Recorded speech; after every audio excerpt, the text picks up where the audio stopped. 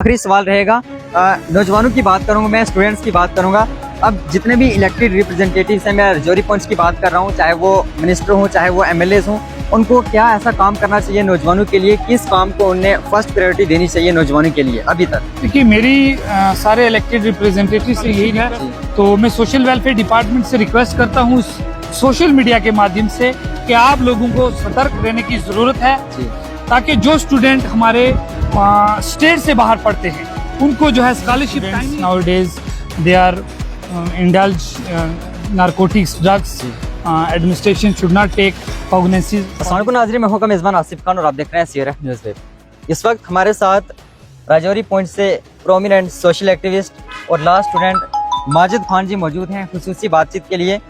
हम इनसे जानकारी हासिल करने की कोशिश करेंगे, क्योंकि इनका चाहे वो उठना बैठना यूथ के साथ भी होता है, पॉलिटिकल लीडर्स के साथ भी होता है, बुज़ुर्गों के साथ भी होता है। हम इनसे ये जानने की कोशिश करेंगे कि आखिर आजकल के दौर में, खासकर मैं बात करूँ जम्मू कश्मीर के नौजवानों की, तो जितना भी यूथ ड्रग्स में मुब्तला है या फिर किसी अदर एक्टिविटीज़ में मुब्तला है जो कि बुरी सोबत में मुब्तला है, अब उनको आप क्या मैसेज देना चाहेंगे और आप इस चीज़ को किस तरीके से देखते हैं? First of all, thank you, Asif Saab, for giving me chance on this platform to raise the voice of my youth in our news channel.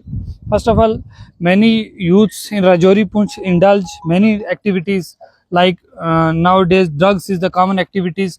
Many students nowadays they are indulge narcotics drugs. Administration should not take cognizance for this. और इस चीज़ को हम जो है drugs को लेकर जो है हमने आपसे भी ये डिस्कशन किया है कि नौजवान जो ड्रग्स की तरफ जा रहे हैं, और बहुत से नौजवान आजकल हर दिन दूसरे दिन एक लाश जो जम्मू से आती है डेथ हो जाती है, तो बहुत दुख की बात है कि हमें जो है अवेयरनेस कैंप लगाने चाहिए। मैं भी एज ए लॉ स्टूडेंट, हम भी जो लीगल सर्विस जहाँ भी हमारे कॉलेजेस में होती है, हम भी यही कहते हैं कि मंशियात एक ऐसी चीज़ है जिसने कई माओं से अपने बेटे और कई भाइयों से अपने भाई छीन लिए। बहुत ये गलत चीज़ है। इसको लेकर हमारे स्कूल एडमिनिस्ट्रेशन कॉलेजेस में अवेयरनेस कैंप लगाने चाहिए ताकि हम लोग इसको जो है कम कर सकें। जी, अब ड्रग्स को रोकने के लिए अवेयरनेस कैंप जगह जगह लगाए जाते हैं, गवर्नमेंट भी ये इनिशिएटिव लेती है। अब इसका किस तरीके से असर पड़ता है? जो लोग नशा करते हैं या फिर जो नौजवान नशा करते हैं, किस तरीके से बच सकते हैं? क्या ये जो इनिशिएटिव है ये काम भी करता है या नहीं?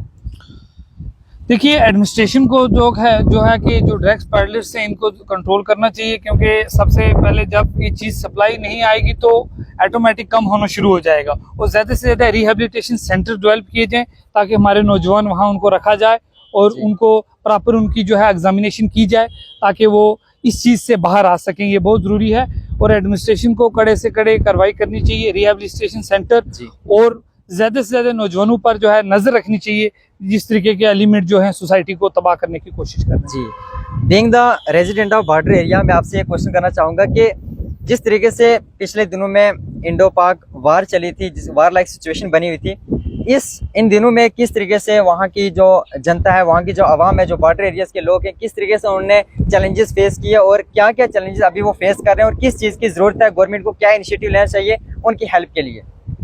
हम ये कहते हैं, देखिए, राजौरी पूंछ एक गोल्ड वार एरिया है। यहाँ पे पहले तो सीज फायर था, वो भी नहीं है, और बहुत से अब बंकर की यहाँ बहुत नीड रहेगी, क्योंकि आपने देखा हमने बहुत से अपनी प्रीशियस लाइफ को खोया है पूंछ में भी।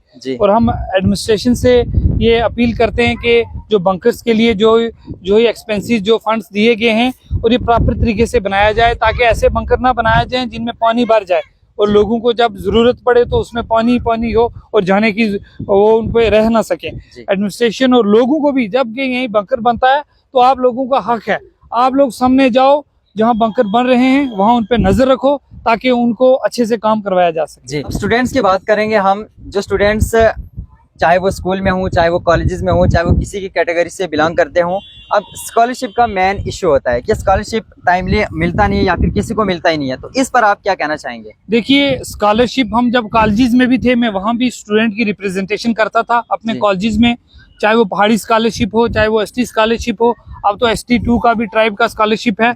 तो मैं सोशल वेलफेयर डिपार्टमेंट से रिक्वेस्ट करता हूँ सोशल मीडिया के माध्यम से कि आप लोगों को सतर्क रहने की जरूरत है, ताकि जो स्टूडेंट हमारे स्टेट से बाहर पढ़ते हैं उनको जो है स्कॉलरशिप टाइमली दिया जाए। अगर स्कॉलरशिप उनको नहीं मिलता, बहुत से जो है बिलो बीपीएल के स्टूडेंट्स हैं, बिलो पॉवर्टी लाइन, उनका जो है दारोमदार पूरा स्कॉलरशिप पे होता है और स्कॉलरशिप ना मिलने पर उनकी पढ़ाई पर बहुत गलत असर पड़ता है, पढ़ाई रुक जाती है और बहुत से नौजवान जो है अपनी कैरियर को जो है फॉरवर्ड आगे नहीं चला सकते। मैं एडमिनिस्ट्रेशन से रिक्वेस्ट करता हूँ, जितनी वो फीस देते हैं 40,000 50,000, उससे ज्यादा स्कॉलरशिप दिया जाए, ना कि 5,000 या 10,000 डाला जाए उनका, जिससे गुजारा ना हो सके। मेरा एक आखिरी सवाल रहेगा, नौजवानों की बात करूंगा, मैं स्टूडेंट्स की बात करूंगा।